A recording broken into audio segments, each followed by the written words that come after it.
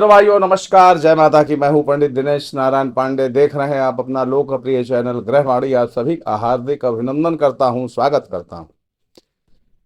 मंगल का राशि परिवर्तन कन्या राशि में 13 सितंबर तक क्या रिजल्ट देगा मिथुन राशि वालों को। मिथुन आपके कहने के नाम से राशि है या जन्म की राशि मिथुन है, लग्न मिथुन राशि की है। हालांकि इस वीडियो में मेष से लेकर के मीन लग्न सभी की चर्चा होगी मिथुन राशि वालों के लिए।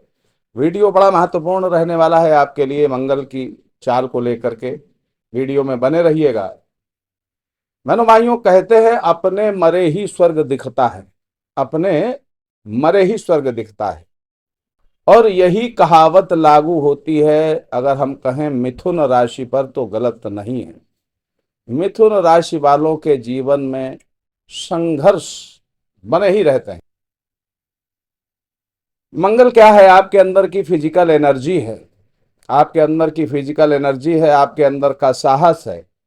और जन्म राशि मिथुन वालों के लिए जन्म के पहले ही लिख दिया जाता है कि जीवन भर संघर्ष करना पड़ेगा। ऐसा क्यों कह रहा हूं मैं? ऐसा इसलिए कह रहा हूं कि ये जो मंगल की ऊर्जा है, ये आपके राशि लग्न के आधार पर छठा घर और लाभ भाव, एकादश भाव के स्वामी होते हैं मंगल। अब ये दोनों घर संघर्ष के हैं, दोनों घर कंपटीशन के हैं, प्रतिस्पर्धा के हैं, मेहनत के हैं। और यहां पर संघर्ष दिखता है। आपको जीवन भर रोग ऋण शत्रुओं से संघर्ष करते रहना पड़ता है। अगर आप हमारी बात से सहमत हो तो कमेंट करके जरूर बताइएगा।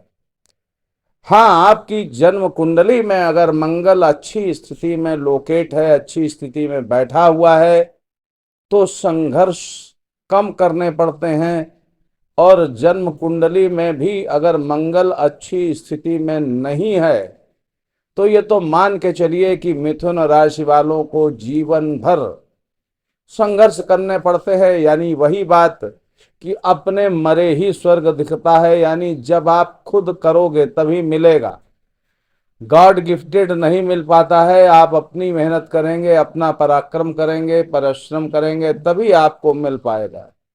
गॉड गिफ्टेड नहीं मिलता है।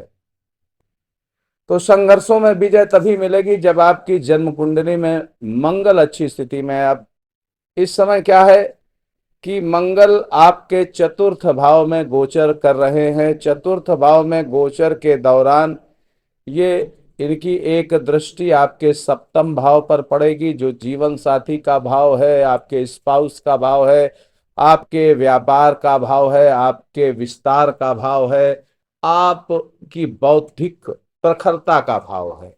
अब यहां पर मंगल की जो प्रथम दृष्टि होगी, चतुर्थ दृष्टि, वो सप्तम भाव पर पड़ेगी।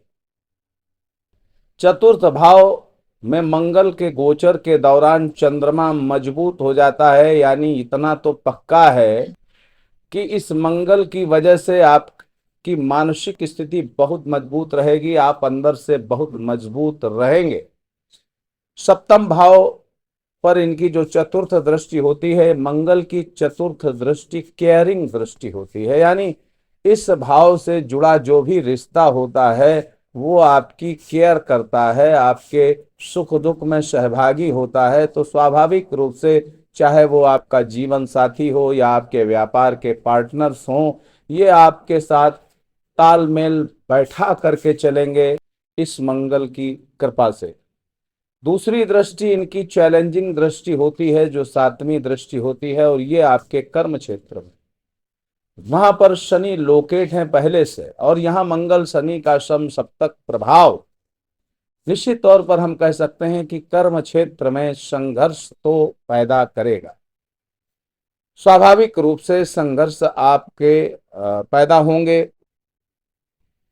अब मंगल की जो आठवीं दृष्टि होती है लाभ भाव में, और ये दृष्टि आपके लिए वरदान होती है, आपके लिए रिसर्च का विषय होती है। एकादश भाव अष्टम भाव से चतुर्थ भाव, यानी जो रिसर्च फील्ड से जुड़े हुए हैं, रिसर्च के पढ़ाई से जुड़े हुए हैं, या फाइनेंशियल रिसर्चर हैं, डिवाइन रिसर्चर हैं, एस्ट्रोलॉजी से रिसर्च इनकी चलती रहती है, एस्ट्रोलॉजर हैं या जिस तरह के साइंटिस्ट हैं, टेक्नोलॉजिस्ट हैं, पत्रकार हैं, तो उन सब के लिए ये मंगल बहुत अच्छे परिणाम देने वाला होगा।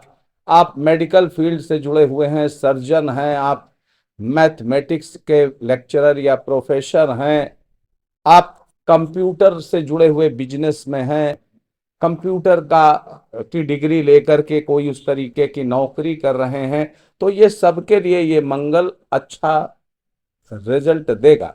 वैसे जन जो ज्योतिषीय ग्रंथ हैं उनके गोचर पद्धति के आधार पर देखा जाए तो चतुर्थ भाव में मंगल का गोचर कई मायनों में अच्छा नहीं होता है। जैसे आपके उदर रोग से जुड़ी परेशानी, आपके माता को परेशानी, आपको थोड़ा सा मानसिक एंजाइटी, क्रोध, उत्तेजना आपके अंदर ज्यादा पैदा हो जाए, ऐसी स्थितियां मंगल की वजह से बनती हैं। आप अगर बीपी के रोगी हैं तो इस दरमियान आपका बीपी थोड़ा सा डिसबैलेंस रहेगा, या आप हृदय रोगी हैं तो आपको अपने आपका रूटीन चेकअप जरूरी रहेगा, आप अपना कराते रहिएगा। तो मंगल शनि का ये जो समसप्तक योग है ये कभी कभी आपके अंदर मानसिक असंतुलन भी देगा, मानसिक संतुलन बिगाड़ेगा, जिस क्रोध और उत्तेजना की वजह से। तो आप सभी को मंगलवार को और हो सके तो प्रतिदिन हनुमान जी का दर्शन करते रहना पड़ेगा और करते रहना चाहिए भी। आपको अपने परिवार के भावना सदस्यों की भावनाओं का ख्याल रखना चाहिए। अगर आप उनकी भावना का ख्याल नहीं रखेंगे तो ये चतुर्थ भाव का मंगल थोड़ा सा पारिवारिक फ्रिक्शन पैदा करता है, पारिवारिक तनाव पैदा करता है, इससे भी आपको समस्या होगी, मानसिक शांति भंग होगी। हक और हकूक यानी अपने अधिकार के लिए ये मंगल आपको प्रेरित करेगा, उत्प्रेरण का काम करेगा। आप अपने अधिकार के लिए, अपने कर्म क्षेत्र में अपने अधिकार के लिए काफी जागरूक हो जाएंगे, काफी अग्रेसिव हो जाएंगे। व्यापार में भी आपकी वृद्धि होगी, धन भी बढ़ेगा इस मंगल की वजह से, व्यापार के लिए केयरिंग होगा। वहीं आप कमाई के अन्य विकल्प भी तलाश सकते हैं, क्योंकि एकादश भाव इनका 8वीं दृष्टि का भाव पड़ रहा है, यानी इस क्षेत्र से जुड़े हुए कमाई का क्षेत्र होता है, लाभ का क्षेत्र होता है, घर के बड़े बुजुर्गों का क्षेत्र होता है, आपके रिसर्च के फायदों का होता है।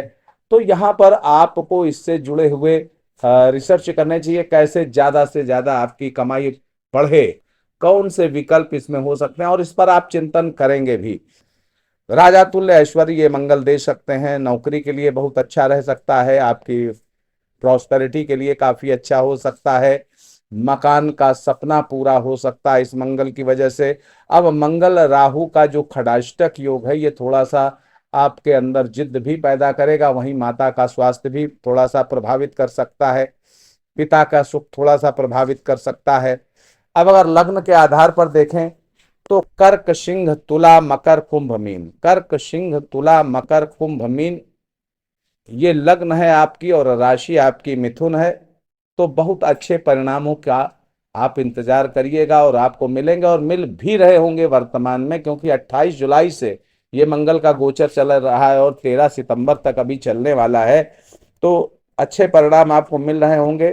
हाँ, एक बात जरूर है कि गलत लोगों का साथ आपको छोड़ देना चाहिए। अगर गलत लोग आपके साथ में जुड़े हुए हैं, वो लोग जो सिर्फ आपका बेनिफिट उठा रहे हैं, आपका फायदा उठा रहे हैं, आपको भड़का करके, आपको बरगला करके अपना लक्ष्य हासिल कर रहे हैं, तो ऐसे लोगों से आपको बच करके रहना चाहिए। मंगल की जैसी ये 3 दृष्टियां हैं, इन पर सदैव ध्यान रखिएगा। चौथी दृष्टि आपकी केयरिंग है, तो सप्तम भाव पर इनकी दृष्टि है, यानी आपके नौकरी, व्यापार, जीवन साथी इनके में कोई दिक्कत नहीं होगी। कर्म क्षेत्र में आपके बदलाव का संकेत होता है, वहां कुछ अच्छा कर पाएंगे या अच्छा करने का आपको प्रयास करना चाहिए, जिससे वहां की स्थितियां कुछ अनुकूल हो जाएं। और अपने लाभ के लिए रिसर्च करिए, कहाँ से कैसे आप ज्यादा लाभ कमा सकते हैं। तो अब इस मंगल का एक और फायदा यह है कि समय की गति को पहचानने की अद्भुत क्षमता आपके अंदर पैदा हो सकती है। समयानुकूल अपने कार्यक्रम कार्यक्रम निर्धारित करिए, अपने लक्ष्य निर्धारित करिए और उसका बेनिफिट उठाइए। आप सुखी रहें, समृद्ध रहें, इसी मंगलमयी कामना के साथ मैं पंडित दिनेश नारायण पांडे आपसे विदा लेता हूं। प्रेम से बोलिए जय माता।